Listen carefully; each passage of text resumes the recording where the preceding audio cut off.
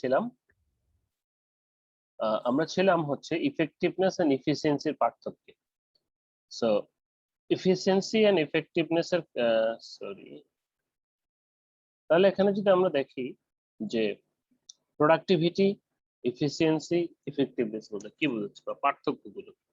Productivity is generally regard as a measure of input by output, মানে হচ্ছে কতটুকু র ম্যাটেরিয়াল দিয়ে কতটুকু প্রোডাক্ট হয়েছে সেটা হচ্ছে প্রোডাক্টিভিটি। এই মেশিনের প্রোডাক্টিভিটি ভালো, মানে কি এই মেশিন থেকে 10 কেজি সুতা দিলে 10 কেজি সুতাই 9 কেজি ফেব্রিক বেরোয় বা 9.5 কেজি ফেব্রিক বেরোয়, অল্প পরিমাণ লস। ইফিসিয়েন্সি কি? ইফিসিয়েন্সি হচ্ছে যে কত দ্রুত সম্পন্ন করতে পারে, সেটা হচ্ছে ইফিসিয়েন্সি, দ্য ম্যাক্সিমাম আউটপুট বা কত বেশি দিতে পারে। Efficiency refers the doing things at the right manners. Scientist কি বলা হচ্ছে? Focus on getting maximum output with minimum resources, সেটি হচ্ছে ইফিসিয়েন্সি। আর ইফেক্টিভনেস হচ্ছে সঠিক সময় সঠিক জিনিস করা। ওকে, আমরা পরবর্তী স্লাইডে দেখব প্রোডাক্টিভিটি সমান আউটপুট বাই ইনপুট, ইফিসিয়েন্সি সমান actual input by standard output. আমরা যেটা গুনেছি এবং যেটা পেয়েছি। ইফেক্টিভনেস, দেয়ার ইজ সো সার্চ relation. Effective productivity includes creating mission statement, goals, and values. Efficiency is all about the focusing that process, importance given to the means of doing things. মানে তার কথা হচ্ছে শেষ করতে হবে। আর effectiveness focus on the achieving the end. Productivity is about maximizing the capacity and the uses of resources. Efficiency is the ability to avoid wasting material, energy, efforts, money, and time in doing something and producing desired result. Therefore, effectiveness is about doing right tasks, completing the activities, and achieving the goals. আচ্ছা, এখানে অনেকগুলো পার্থক্য দেওয়া আছে। মূল যে কথাটা হচ্ছে প্রোডাক্টিভিটি মানে হচ্ছে যে আমার কতটুকু ইনপুট দিয়ে কতটুকু আউটপুট আসলো, সেটি হচ্ছে প্রোডাক্টিভিটি। ইফিসিয়েন্সি হচ্ছে এই সময়ের ভিতরে আর কতটুকু। লস যত কম হবে প্রোডাক্টিভিটি তত ভালো না? লস যত কম হবে মানে ধরেন স্যার 10% 9% ফেব্রিক হয়েছে, লস কম হ্যাঁ, হয়েছে, লস যত তাহলে কম এটা হবে, হ্যাঁ প্রোডাক্টিভিটি ভালো। প্রোডাক্টিভিটি তত ভালো হবে, বেশি হবে। ঠিক আছে, ইফিসিয়েন্সিও বাড়বে। ঠিক আছে, আর ইফেক্টিভনেসটা হচ্ছে সঠিক সময় সঠিক জিনিস করা। যেমন বর্ষাকালে ছাতা দরকার, এখন মার্কেটের লোকজন যদি এখন ছাতা নিয়ে আসে তাহলে সেটাই ইফেক্টিভনেস, ইফেক্টিভ বিজনেস। স্যার তাহলে স্যার প্রোডাক্টিভিটি ভালো হলে তো তাহলে স্যার এফিসিয়েন্সিও ভালো হবে। প্রোডাক্টিভিটি ভালো হলে হ্যাঁ ইফিসিয়েন্সি ভালো হবে, কারণ ইফিসিয়েন্সি না থাকলে তো প্রোডাক্টিভিটি আসবে না। তোমার তো মেশিন যদি বা ইফিসিয়েন্সি ভালো না হয় তাহলে তো 10 কেজি সুতা দিয়ে 9 কেজি ফেব্রিক সম্ভব না, বা 9.5 কেজি ফেব্রিক সম্ভব না, তাই না? ওকে, জি স্যার। আর ইফেক্টিভনেসটা হচ্ছে বায়ার যখন যেটা অর্ডার করবে তখনই সেটা পাওয়াই হচ্ছে ইফিসিয়েন্সি, মানে ইফেক্টিভনেস, মানে তখন সেটা উৎপাদন করাই হচ্ছে ইফেক্টিভনেস। ওকে ওকে, নাও এখানে দুটো ম্যাথ দেওয়া রয়েছে, খুবই সহজ ম্যাথ। বলা হচ্ছে কম্পারিং manufacturing 10,000 digital watches by employing 50 people at 8 hours day of 25 দিন। কি আবার বুঝি, 10,000 ঘড়ি তৈরি হয়, সেখানে 50 জন লোক কাজ করে, 8 ঘন্টা কাজ করে 25 দিন। দেন প্রোডাকশন, যেটা আমরা বের করছি, এখান থেকে সবকিছু বের করতে পারবো। প্রোডাক্টিভিটি তাহলে কি আমরা জানি আউটপুট বাই ইনপুট। তাহলে ইনপুট কি এখানে, আউটপুট কত 1000, 10,000 ঘড়ি। ইনপুট কি কি আমাদের এখানে, সেটা হচ্ছে যে প্রথমে আসি আমরা 25 মানে কি 25 দিন, তারপরে আসি কয়জন 50 জন, তারপরে আসি কয় ঘন্টা 8 ঘন্টা, তাই না, বাই 1000। তাহলে এখান থেকে আমাদের প্রোডাক্টিভিটিটা বেরোবে। এরপরে এখান থেকে বাকিগুলো চাইলেও আমরা বের করে নিতে পারি, যে এর ছাড়াও যে এফিসিয়েন্সি রয়েছে কোনটাতে কতটুকু। এখন সেই জন্য সেই ইয়ের মানটা জানতে হবে, র ম্যাটেরিয়ালস এর মানটা জানতে হবে। ওকে, আরেকটা এখানে আছে বলা হচ্ছে company produce 160 KG plastic moulds parts accepting the quality by consuming 200 KG of raw material, অর্থাৎ 200 কেজি থেকে সে বানায় হচ্ছে 600 KG, sorry 600 KG plastic moulded parts consuming 200 KG raw materials particular period লাগে। 60 কেজি প্লাস্টিক তৈরি করতে র মেটেরিয়ালস দরকার। For the next period output is double, 320 KG consuming 420 KG থেকে 320 বানায়। For the third period, the output is increased 400 kg by consuming 400 kg raw material. Find out the productivity different periods and on comment. তো খুবই সহজ। প্রথমে শেষেরটা কি, 400 KG fabric থেকে এই sorry 400 KG plastic থেকে 400 কেজি প্রোডাকশন করছে, তার মানে কি এটা তো 100 টাইমস। তাহলে এভাবে বাকিগুলো যদি আমরা দেখি 320 থেকে বাই স্যার 340 100% এটা কি? 100% প্রোডাকশন, যদিও সেটা প্রোডাক্টিভিটি সম্ভব না। তার মানে হচ্ছে যতটুকু তুমি আটা মানে ইয়ে দিয়েছো 10 কেজি ফাইবার ইয়ার্ন দিয়েছো, 10 কেজি ফেব্রিক তৈরি হয়েছে, এটা হলো 100%। ক্লিয়ার? তো এটা কি স্যার মানে সম্ভব আউটপুট না। By input into 100%? হ্যাঁ, কোনো ম্যাথ দিলে কি আমরা 100% দিয়ে করবো? আজব তো, কেন কোনো ম্যাথ দিলে 100% দিয়ে করবা? এখানে যেটা বলবো সেটা, এখানে কি বলছে, প্রথমে 60 কেজি থেকে 200 কেজি, তারপরে কনজিউম 60 কেজি 200 কেজি ইয়ে কনজিউম করে বানাইছে 60 কেজি, এরপরে 420 কেজি কনজিউম করে বানাইছে 320 কেজি, এরপরে 400 কেজি কনজিউম করে 400 কেজি বানাইছে, সেটারই পার্সেন্টেজ। এটা 80% দেখছে, এটা 76%, একটা 100%। আমার কথা বোঝা নাই? এখানে ইনপুট কি, ইনপুট 200 কেজি, আউটপুট কি 60 KG.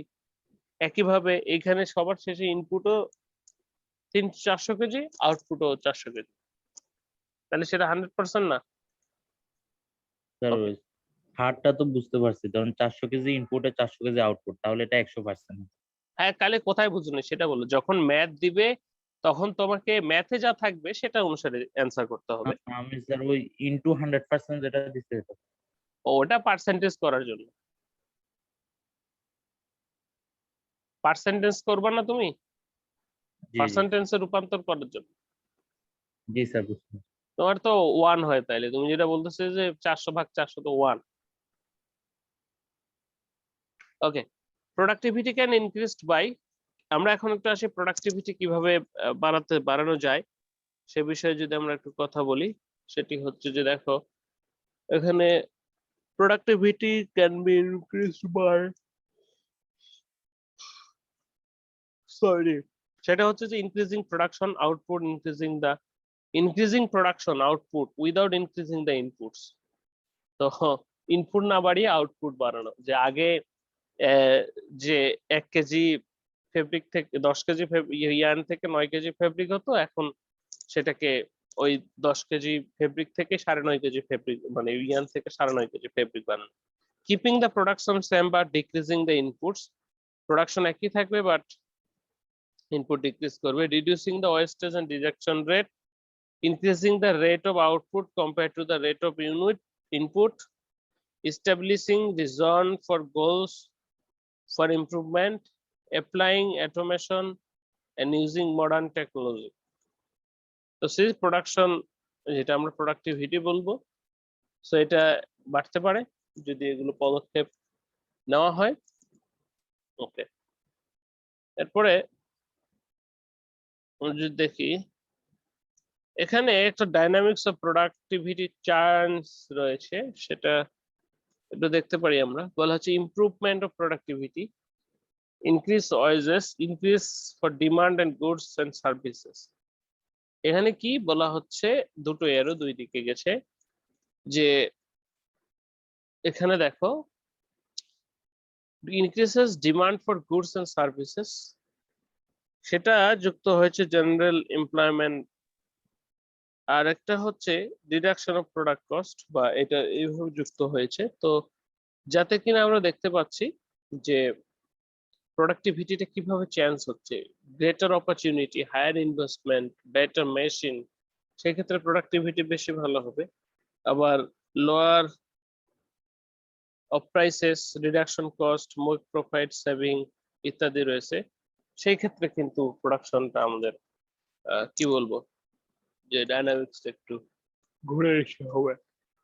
Okay, factors influence of productivity, কি কি ফ্যাক্টর রয়েছে যারা প্রোডাক্টিভিটিকে ইনফ্লুয়েন্স প্রভাবিত করে, সেটা হচ্ছে কন্ট্রোলেবল ফ্যাক্টরস আর একটা হচ্ছে non controllable factors. Controllable factors গুলো কি কি? কন্ট্রোলেবল ফ্যাক্টরস গুলো হচ্ছে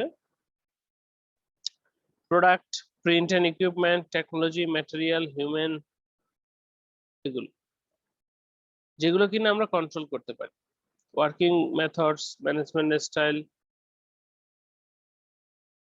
আর প্রাকৃতিক যেগুলো অর্থাৎ নন কন্ট্রোলেবল যেগুলো রয়েছে সেগুলো কি? যেমন structural adjustment, economic and social, natural resources, government policy and infrastructure. এই কারণে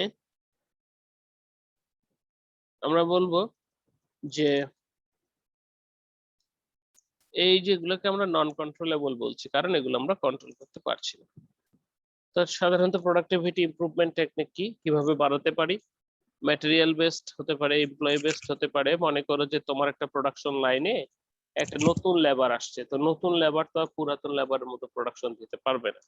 ওকে, তারপরে হচ্ছে যে management based, production based, product based, process based, extra. এভাবে আমরা বাড়াতে পারি। প্রসেসের উপর কি? প্রসেস চেঞ্জ করে দিলাম, সহজ করে দিলাম, প্রোডাক্ট অন্যরকম বানালাম, ম্যাটেরিয়াল হ্যান্ডলিং অন্যরকম হলো। সাও আমরা শেষের দিকে চলে এসেছি। টেকনোলজি বেসড কি কিভাবে আমরা বাড়াতে পারি প্রোডাকশনটাকে? টেকনোলজি বেসড এর উপর বেস করে সেটা হচ্ছে যে কম্পিউটার এইডেড ডিজাইন অথবা CAD and CM, computer aided manufacturing, CIM, computer integrated manufacturing, এগুলোর মাধ্যমে বাড়তে পারে। বলা হচ্ছে robotics, measure technology, modern maintenance technology, energy technology, flexible manufacturing technology, এগুলো দিয়ে আমরা কি করছি? টেক্সটাইল বেসড যে প্রোডাকশন গুলো, ম্যানুফ্যাকচারিং বেসড, সেগুলো করতে পারি। যেমন আমরা কিন্তু এখন লেজার দিয়ে কাটতে পারি, কাপড় কাটি, ওয়াটার জেট দিয়ে কাপড় কাটি, এগুলো। এমপ্লয়ি বেসড, এমপ্লয়ির মাধ্যমে চেঞ্জ করে কিন্তু আমরা প্রোডাকশন বাড়াতে পারি। Financial and non financial incentives, individual and group levels, employee promotion, job design, job engagement, job enrichment, একই সাথে worker participation, decision making, quality separation of decision making, quality articles, personal development. তো এগুলো সাধারণত আমরা কি করতে পারি? যে ইউজ করি, এমপ্লয়ি বেসড বাড়াতে পারি। ম্যাটেরিয়াল বেসড, কোথা থেকে ম্যাটেরিয়াল কিনবা সেটা ইস্যু। তুমি যত ভালো ম্যাটেরিয়াল কম দামে কিনতে পারবা, it will better. So material planning and control, purchasing, logistic, material storage, store selection,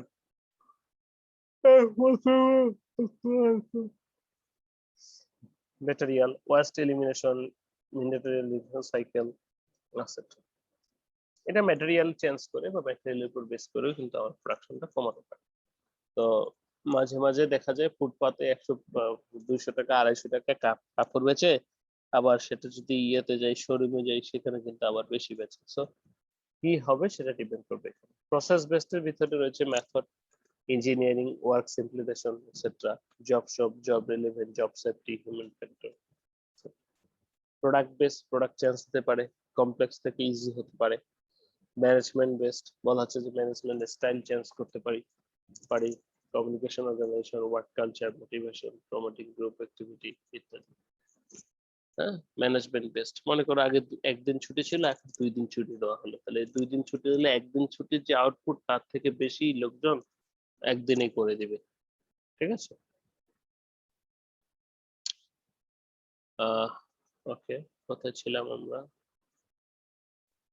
তো এই হচ্ছে আমাদের আজকের লেকচার।